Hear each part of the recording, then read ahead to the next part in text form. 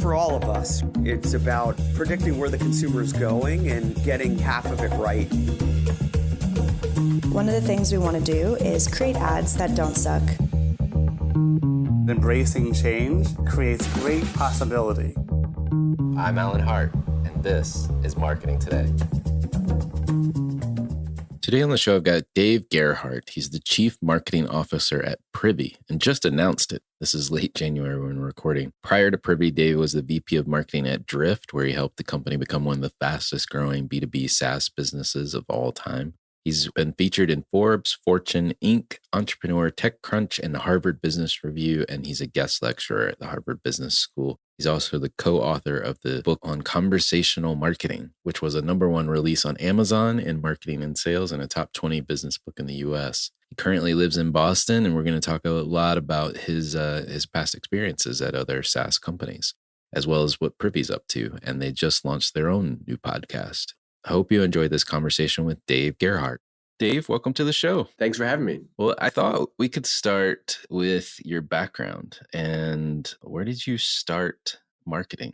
And then I know we're going to hit the highlights of Drift and the most recent change that you just announced, moving to Privy for the second time. But maybe just give us a little walk through history. Yeah, so I think what I'm realizing now is that I've been this way my whole life, but I wasn't until I figured out what marketing actually what is and what marketing does that I knew that. And I've always been writing and communicating stuff. And I'm now having a realization that this is where this comes from, which is like I spoke at like my 8th grade graduation, my high school graduation, and in college I was getting into like journalism classes and just creating stuff. And to be honest with you, I was never really that good in school. And I didn't take it very seriously. And so I just never really figured out what that was. And when I graduated from college, I graduated the worst time, which was right after the 2008 recession, where they weren't hiring, and nobody was hiring anyone. They definitely weren't hiring marketers. And so I had a degree in marketing that I got in school. But to be honest with you, that was just so I could pick something so I could have a major. I had no idea what marketing is or what marketing does. And that got me into PR internship was the first job that I had out of college. And it was really there that I started to realize that like, oh, this skill and the thing that I like doing, writing, communicating, creating stuff, like this can be used to like have an impact on a business. And I was good at my job in PR, and I turned that into an in-house job and have kind of just evolved ever since then into marketing. Gotcha. And I know you transitioned to product marketing, I think at Constant Contact, it looked like. And then you had your first experience at Privy, and now you're back. Yeah, so exactly. So it was at Constant Contact where I went from, it was cool because I got an in-house PR job there. And then I kind of like turned that job into a market. I worked with the marketing team really closely, and they were hiring. And so I transitioned from PR to product marketing, and that's what got me into marketing. But it was through being at Constant Contact that I still didn't really like marketing yet. I didn't really know what I wanted to do. The only thing I knew that I wanted was I got really interested in startups, and I was like, I just want to join a startup. Like I want to do I want to do a little bit of everything because I don't know what that really means, what marketing is. And so I left Constant Contact to join Privy the first time. And I joined, and there was maybe like 10 people at the company. They had about 30 customers. And Ben, who's the CEO, he said, hey, I know you're doing product marketing today. I don't have a marketing job for you, but I actually think like we have 30 customers now. We need like an account manager, like a customer success person. I think you could do that job, and it's yours if you want it, but it's just know that it's not going to be a marketing job. And I was like, yeah, cool. Maybe I want to be a product manager. Maybe this is a good path to get there. And so I ended up was responsible for our first 30 customers, which was literally like me on my cell phone calling them because like their credit card didn't go through and I had to reprocess their payment, or me on their cell phone driving to like my wife's house in Vermont trying to help some woman like get her campaign out the door. And it was like an amazing experience, but ultimately we didn't have the right product at the right time, and we weren't focused on the right stuff. And a company had come in to acquire us, which we thought was going to be like a nice little saving grace, and we could end on a high note. But that acquisition, actually, after 3 weeks, it fell through, and we were left with $1,000 in the bank. And that was the year that I was getting married. And so I was like, hell no, I'm not staying here. I need to make some money this year. And so I left and I went to HubSpot because it was actually through a podcast of my own called Tech in Boston, little side thing that I had that Mike got to know me, and they wanted to launch a podcast at HubSpot. And he hired me after my kind of Privy failure, and we went on at HubSpot to create the growth show. I was there for 9 months at HubSpot until Mike and Joe Chernoff ended up leaving. And that's when I met David Cancel and joined Drift. So it is all kind of like one crazy connected story that I'm feeling like really good about being back here. So I know, Dave, in between your first stint at Privy and now your second, you rode the rocket ship that is Drift. So how did you end up at Drift? And then I want to hear, then we'll get into Privy and where it's going. I got to Drift because I had David Cancel on my podcast. I had a podcast at the time that was called Tech in Boston, where I went around just interviewing local CEOs and founders. And it was a really cool project for me. And David had been at Drift for almost a year. They hadn't really told anybody what they were doing. And I had always followed him. And he was this very mysterious entrepreneur to me. He had done 5 or 6 companies. He was this like legendary chief product officer at HubSpot. But I had never like seen him or heard an interview. And so he actually reached out to me because he wanted me to promote like an new office opening party, because I had a pretty good audience back then of people in Boston through Tech in Boston. And so I was like, sure. And I was like, oh, this is my opportunity. Sure, I'll do it. But in exchange for that, can I get you to come on my podcast? And he was like, sure, let's do it. And so I thought it was a really big deal. No, I hadn't heard him on any podcast. And he even told me, he's like, I never do stuff like this, which is funny because now at Drift, I got him to do every podcast under the sun. But I got him on Tech in Boston, and Mike Volpe had left HubSpot at the time, and Joe Chernoff. And so I was kind of in between. I was like not loving what I was doing at HubSpot. I was trying to like work my way out. And I met David. I had him on my podcast. And the next day, I'm like writing up the show notes, and I'm looking on AngelList to just find like how they explain the company. And I see a job posting, which is Drift marketing manager. And I was like, oh, wait, this guy is like legit as he sounded. I'm just editing his interview right now. So like I slept on it. I still think he's awesome. I'm just going to message him. And so when I sent him a link to the podcast, I said, by the way, I saw you're hiring a marketing person. Like I applied on AngelList. Like I'd love to come and talk. And they had some other people in the process, but I guess David once he heard that I had reached out, the recruiter was like, hey, this guy, Dave, reached out about the marketing job. And David was like, oh, that was the guy that interviewed me for his podcast. Yeah, have him come back in. So that was really cool. And so he had me back in, and like, I literally came back the next day, and it was so weird because I had just interviewed him for my podcast. And the next day I'm talking to him again, and I'm like just talking about me and the company. And that ended up leading to an offer. And that's how I started. I love it. I think you're the only person I know that has gotten like, it seems like multiple jobs through a podcast or podcasting effort.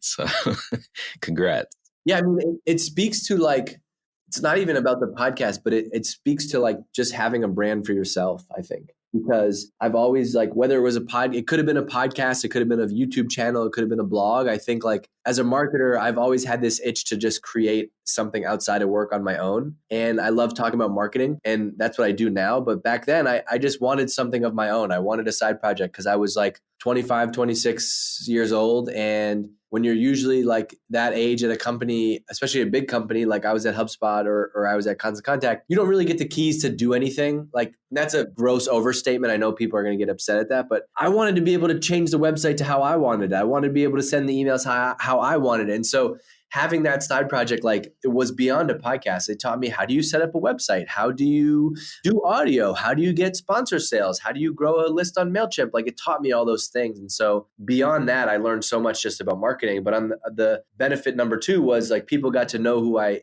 am beyond my company, when I'm just like I'm just one person inside a 1,000-person company. And that really helped. Well, that's awesome. Well, let's talk about Privy. What is Privy? Describe it for listeners that are listening and that may not have come across it yet. Yeah, so we're an e-commerce marketing platform. So this is marketers, so you should know what that is. But basically what that means is e-commerce is such a hot industry right now. I'm sure you know that. I'm sure your listeners know that. But the rise has been mainly powered through Shopify, which is Shopify's made it really easy for you to go and set up an online store. But you don't have any tools to actually get people to your online store. And if you're in marketing, you know that that's the value of marketing. And so at Privy, we have website conversion product, an email product, and soon to be a text product, text messaging, which make up our platform that's really built to help you grow your business. And so Shopify is what you'd use to set up your online store. Privy is what you'd use to actually do marketing and grow and get people into your online store and sell more stuff. Got it. And so what's it like coming back to the company a second time? I mean, I know your role is very different now. You're not the sales guy, you're the chief marketing officer. Honestly, nothing feels like a completely new company, to be honest with you. The only thing that feels weird or the same is I still report to Ben, but now I'm the CMO and I have more people. I'm going to have more people on my marketing team and a bigger budget for my marketing team than we did as a company, like when I was here the first time. And so that feels different, but I mean, that feels similar, but everything else feels different. The team is different. The product is different. The opportunity is different. The revenue is different. Everything feels different. And that was part of the thing that was really attractive to me in coming back here was not just knowing Ben personally, but because I had history here and because I knew him personally and because they hadn't really invested in marketing at a high level, I basically got his gift to say, like, you can restart. Like, I want you to like build marketing from the ground up. And that was the attractive thing, which is like, I loved everything I learned at Drift was amazing. But what I like doing is building. And it's why I always have these side projects going on that I realize is like, because I love tinkering. I love making stuff on my own. And so I really wanted to get back to an early stage company and like build something and grow it. And it was amazing because how often do you get an opportunity to do that? And there's already a customer base. There's 400,000 people that are using Privy today. And so I get to come in and do marketing here versus like usually you get to start marketing and you have nothing. You have no traffic. You know, we have 100,000 people coming to our website. We have 10,000 people signing up for our product every month. And they haven't scratched the surface on what's possible in marketing yet. And I was like, oh my God, this sounds like my dream to go get to play there. That's awesome. You've built, seems like, multiple marketing organizations now, or at least enhanced them and put them on steroids, so to speak. Where are you starting? Where are you starting on your marketing build out? Yeah. I mean, to be fair, I'll do something that nobody does, which is I'll tell you that I've only built one marketing team. I think people like to do this thing where like once they leave a company, they take all the credit for everything. That I was nobody at HubSpot. I was there for 9 months and I didn't report I didn't have anything. And so I'm not going to take credit for anything that happened there. My only experience was Drift, where I was the first marketer and grew the team to about 30. So what I'm learning, there's kind of two things that I'm learning is that I wanted to apply here. Number one is I think people get too married to like the ideal imaginary or marketing org structure and not necessarily figuring out like, what do you need to do? When do you need to do it by? And they focus too much on hiring to the org structure versus like, why not rethink it? Like I treated this as an opportunity, like, who cares about like, well, there's typically a VP here and demand gen reports here and product marketing reports here and comms reports here. Like, great. But that has nothing to do with our business and where we're at. And so I just like really had the confidence to not fall for some org chart, but instead to just create the team that I wanted and think that will be successful for us. And so we're going to be a small team. We'll have maybe 10 people, 12 people max this year. And I just wanted to split the marketing team into two. And so half of the team is focused on, and not half, but the team is split like this: brand and demand. And that's it. Dead simple. And brand is content, creative, social, product marketing, and some support for our partner marketing team. And then demand is the full funnel. It's traffic, acquisition, trial, conversion, retention. And I think I like that. We'll see how it actually works, but I think it just simplifies the roles and responsibilities a little bit. Got it. No, that's helpful too. I mean, that's a big notion, brand and demand sitting within the same organization, splitting functions. Do they collaborate or do you kind of task them separately and let them run, and not against each other, but almost separately? I'm just curious how it works. It's really both of those things. So like I split them up intentionally because I want us to like the podcast, like let's say doing like the brand team owns our podcast and an event that we're going to do, right? Those things always get worse when they have some shared ownership with demand gen. And that's not demand gen's fault, but it's because like demand gen sees like, wait a second, we built up this audience of 50,000 people. Like we need to try to sell into that audience. Like I'm behind on my goal, and you sacrifice the great stuff that you get from brand. And if you think demand gen first, but on the flip side of that, brand team needs to be able to feed the demand gen team what we need. And so there's just too many competing like priorities when they're trying to balance both things. And so I think here, what I'm most excited about is I think this model works really well in a small team because it forces us to be collaborative. And so what that means is we're setting goals around our book and our podcast and our event and our online community that are not demand gen goals. So the brand team has to make those things happen. However, brand is also basically like the agency for the demand gen team. So, hey, we need these new video ads. We need, these landing pages, because I want the same level of creativity and consistency across everything. Got it. That makes sense. And so what it comes down to is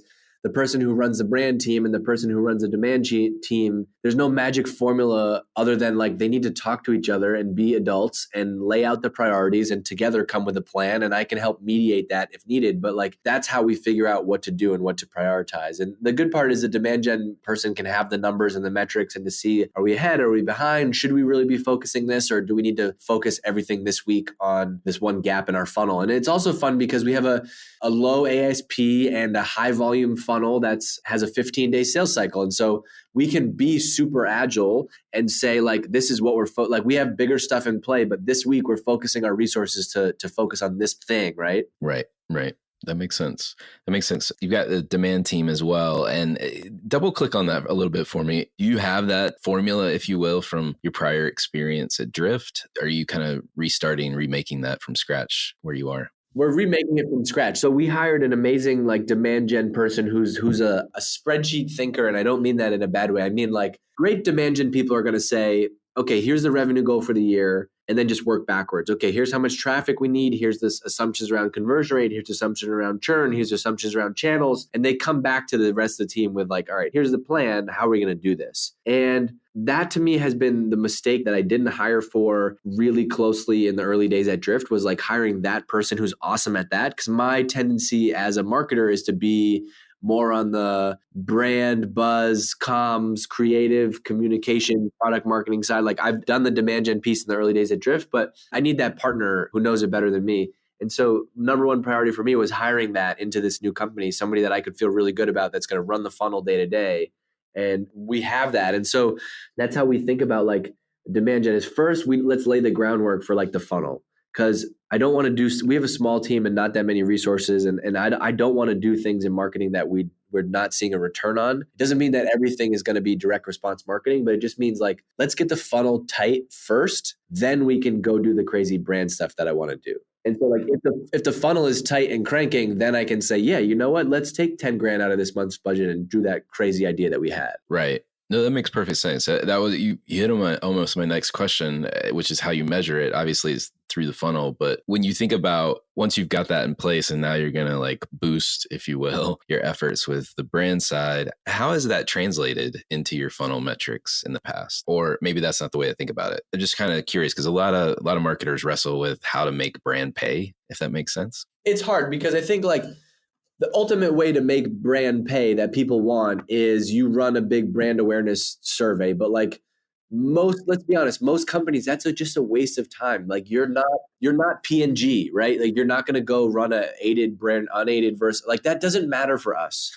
right? Like, and so I think so much of brand is like, you have to use your brain and use your gut. And like, are more people coming out of the woodwork to talk about Privy now? Yes. Okay. So does that mean we've done a good job so far? Yes. Like I always look for signs like that, right? Where you can just have a gut feel. If you stay close to social media and the internet, you can have a good gut feeling for like, are more people talking about you? Now, it also matters though, like who you report to. And so I report to a CEO who also can know it. And I did this at Drift and I did this at Privy, where I was lucky enough to work for two CEOs who get marketing. And so they're not asking me, they're not saying like, what are the direct sales metrics from launching this podcast? Instead, Ben, our CEO, he's been sending me screenshots for 2 days of the things people are saying on Twitter that's amazing about the show. Like that's all I need to check that box. But on a more tactical level, you'll notice that the majority of the traffic to your site skews to be direct or organic, and it's growing. And we've seen that. Like that's what we saw at Drift, and we're going to see it again here at Privy. And like I think there's a lot of times where we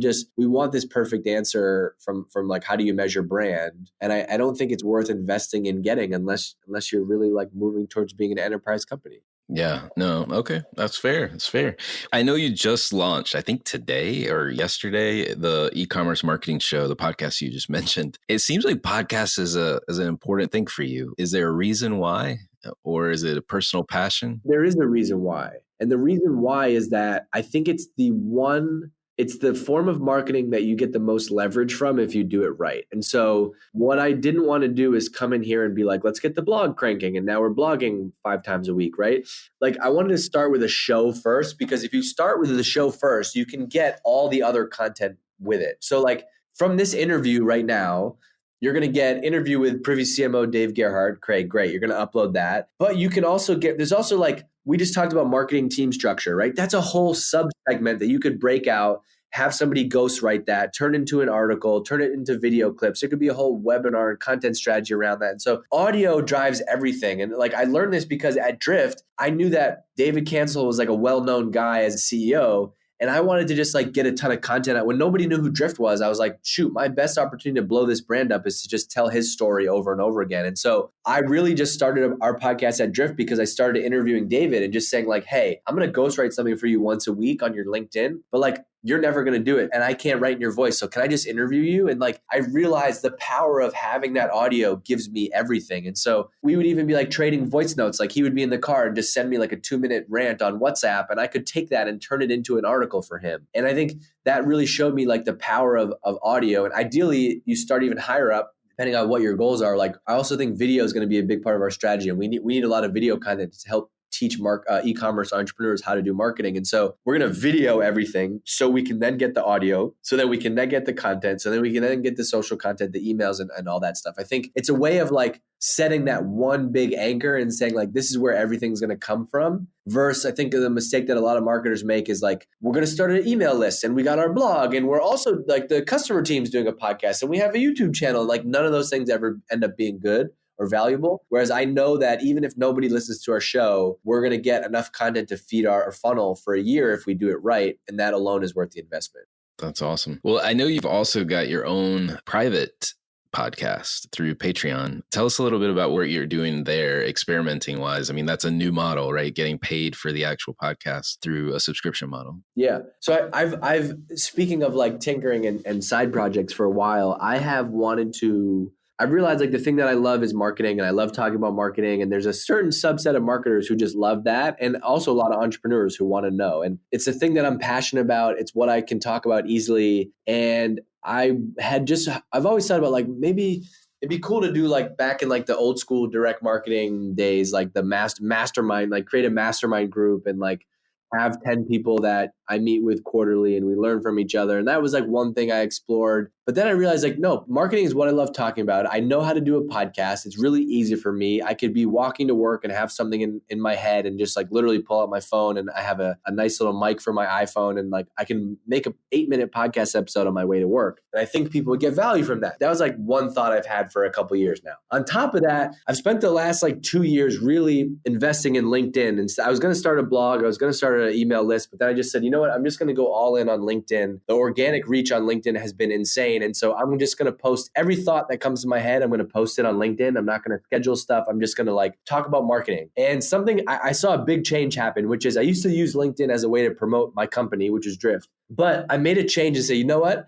I'm only going to talk about marketing. I'm never going to promote a company. I'm just going to, and that's not never, every now and then, every 10th post, I would say like, hey, check out this podcast or go to this webinar. But I would just talk about marketing. And when I just talked about marketing and business and career, my LinkedIn content started to just skyrocket. And it's like, oh my God, I was missing like the most obvious marketing lesson that I know, which is the more value you add, the more you're going to get out of this. And so I think I grew my LinkedIn account from like 5,000 followers to 40,000 in like a year. And the organic reach that I have now on LinkedIn is insane. And so with the combination of those things, I said, you know what? I bet there's an opportunity for me to do like a more intimate, private version of this. And because I have a lot of things that I want to share, but I don't want to necessarily give away all the secrets and thoughts that I have. And I don't want to give away all that in the public. And also there's some things that I might say or talk about that might piss people off or might give them like the wrong impression. Not that I'm a bad person, but if I have a crazy campaign idea and I post that on LinkedIn, someone's going to always post like, you insensitive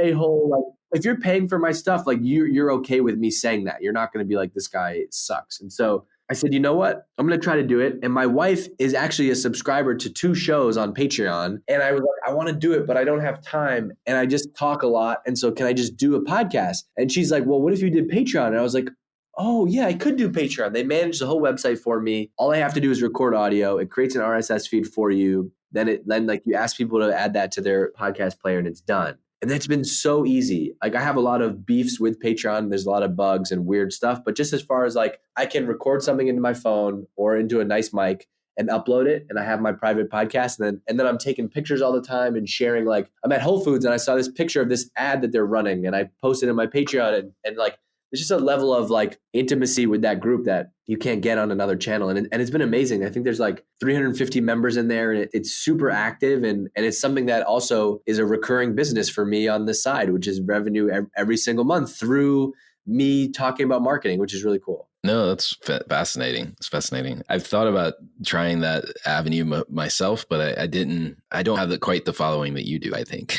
So, but that being said, it's nice to hear that you've seen it as successful and it's working for you. So, and I think it's like, I think your point on following is right. But I also think, like, to me, my approach was like, even if like 10 people subscribed and do this, it would be cool and worth it. And like, I didn't expect it to be this big. I actually had no expectations. I thought it'd maybe be like 50 people, but it's kind of crazy how and I haven't promoted it that much. I've intentionally the last couple of weeks said, I'm just not going to promote it. And the referrals have just been crazy. And so, yeah, maybe you have 10, maybe you have 20. It's okay. No, that's good. That's good. I mean, it's almost like your own personal advisor group or focus group, maybe. Yeah. And I just like, I really do believe in like the power of having a personal brand. And I think that I want to continue to invest in that because ultimately, like, I am Dave and I am a brand of myself and I want to control my own future or destiny. And like, I think there's a future path where I'll do something that's not at a software company probably after this. And I think this is like setting the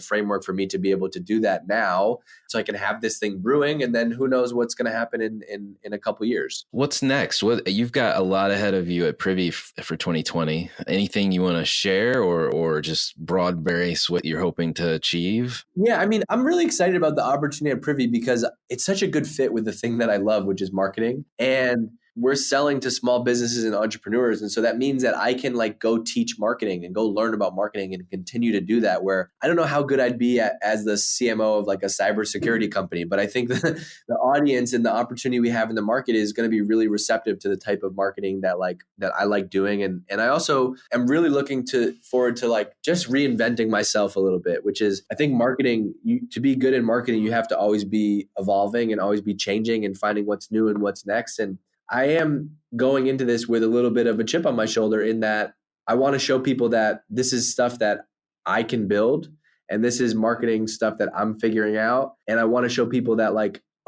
he was just part of a rocket ship. Like, he got lucky. I want to put Privy on the map. So in 4 years, I can have Drift under my belt, Privy under my belt. And they're like, oh, maybe this guy might know a thing about marketing. Like, and I know that sounds like a little arrogant in this moment, but like, I think it's fun to come at it from that perspective and want to put this company on the map as well. No, I don't think it's arrogant at all. And I think the way you said it almost discounts the great experience that you've already had. But I get what you mean. You want another feather in your cap.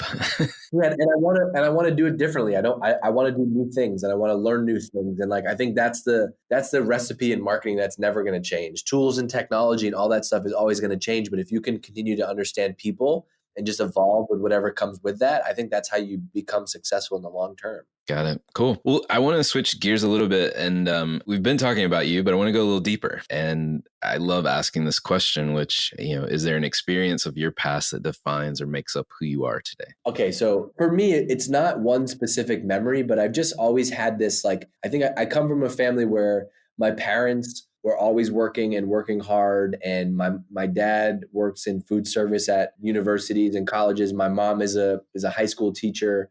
And so like, I have just always seen them work and always put in the work. And I've just always felt like, I don't want to say, I get hesitant when people talk about them being self-made because I come from like a middle-class family and like my life was very easy. But I do think like I've just always had this chip on my shoulder that I have to figure things out and I got to figure things out on my own. And I think that's helped me as a marketer and company builder and brand builder and whatever the stuff that I'm doing, because it's forced me to get in and do the work no matter what it is. Like if I don't know this, the only way I'm going to learn it, even if it's going to be outsourced or delegated or somebody else on the team is going to do it later, the only way that I'm going to learn it is if I get my hands on it and do it for a little bit. And I think that's helped me as a marketer because what it's meant is that I always try to do the work first before I then try to scale it. And so like if I look back at the people that I've hired that some people haven't worked out, hiring decisions that I've made that are mistakes, it's because I didn't know the job or the role or the need close enough myself. Where if I look back at the most successful people I hired, like an events person at Drift, I did our first 5 events by myself and I had to figure out the playbook. And so then I knew what we needed and I knew what success looked like. And so I've always had that bias to like,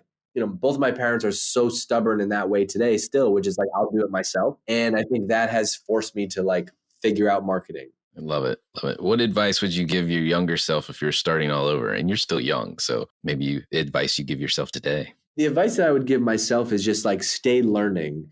And I've seen like, I never really cared about reading or studying or watching videos. And in the last probably 5 or 6 years, I've really just done that. And I've seen what an impact it's made on me. And like, I think you can always learn, especially today. It's so easy, like between your Kindle and Audible and podcasts and YouTube, it's insane what you can learn without having to go to school and learn on your own. And so I just this is a reminder to myself to just like continue to invest in myself and continue to learn and don't act like you know anything. If you have that mindset, David, who's one of my mentors at Drift, right, was like, he always has this mindset he talks about of like, I don't know. And if you go in pretending like you don't know the answer, then you can go find the solution. So I try to remind myself that like, yeah, I've had a little bit of success in marketing, but like I am 32 years old. Like I really don't know anything about marketing. And it's easy to like get caught up in the world of like everybody online thinks they know everything. Right. So marketers tend to be students of the business and what's going on around them. And obviously learning, like you just mentioned. Curious if there's brands or companies or even causes or something like that you are really focused on or you're taking notice of, you think other people should pay attention? Yeah, this is the one that like, this is what people ask for like a fun fact or anything. And I'm at the stage in my life where I go to work and I go home and I have 2 young kids. One is 2.5, one is 7 months. And so I don't actually like follow many brands or companies that closely. And I think that's what has helped me become a better marketer because I don't really have a sense of like what you should be doing. What I am obsessed with is like, I watch a lot of reality TV with my wife and like, it's actually insane how many marketing things you can get from watching like the Kardashians. And people that are listening to this might laugh and like I think that's dumb, but like I promise you that Kim Kardashian and them are insane marketers. And if you go into that with that mindset, you can learn so much. And so I really do see everything as marketing now. And I try to see like what I'm interested in, what my wife is doing, what my friends are doing. And instead of one particular brand, I'm kind of looking at everything in aggregate and just seeing like who's doing what well. And it comes from a lot of just like individual people you might find on YouTube who you don't think of as B2B software marketers or whatever. Right. No, that makes sense. Last question for you. You can kind of take 3 different approaches to this. You can pick whichever one makes the most sense for you. Is there a threat or an opportunity that you think marketers should be aware of as they enter 2020? Or is there something you think marketers need to be doing regardless of it being 2020 that they're not doing today? I think the threat of 2020 to me is that there's only going to be more technology in marketing. The rise of tech, tools, AI, this and that, like we're only at the beginning of this marketing technology wave. And I think that whether AI replaces a bunch of things in marketing or not, the point is that technology is going to continue to just eat marketing. And I think the bias for everybody is to become technology first, where that all to me is going to be table stakes. You can either have a robot do it or find someone who's really good and hire them to do it or learn how to do it because there's always going to be ways to learn the technology. The thing that you need to focus on is creativity. Like creativity is going to be the variable for how well your marketing actually is received by the market. And my concern is that we're going to lose creativity because everyone has this cookie cutter, like here's where the ads go, here's when the emails go out, here's when we do the webinars, we've got a podcast, we're doing an event, we're doing this, like where you still need to be in that room or on a walk or in the shower thinking about like, what is the crazy thing that we could be doing that no one's doing that's going to get everybody talking about us? Or what's that random thing that would change? Like, what's the next level thing that we're going to be doing? And I think that you have to focus on creativity. That's the thing that I'm betting on is understanding people and focusing on creativity. It's why I've hired the team the way that I've done is so like, there's someone who's much better than me, much more of a spreadsheet analytical thinker than I am. He's going to run the funnel. That will free me up to try to focus on being creative and thinking about the big things. And I think you can't lose that, especially in a world where everyone's marketing is starting to look very similar. That's great advice. Great advice. Well, Dave, thank you so much for coming on the show. Yeah, thanks for having me. Anytime I get to talk to marketing with somebody else who also loves the cause, I appreciate it. Well, I'll have you on again at some point in the future. All right. Hi, it's Alan again. Marketing Today was created and produced by me. If you're new to Marketing Today, please feel free to write us a review on iTunes or your favorite listening platform. Don't forget to subscribe and tell your friends and colleagues about the show. I love to hear from listeners, and you can contact me at marketingtodaypodcast.com. There you'll also find complete show notes with links to anything we talk about on any episode. You can also search our archives. I'm Alan Hart, and this is Marketing Today.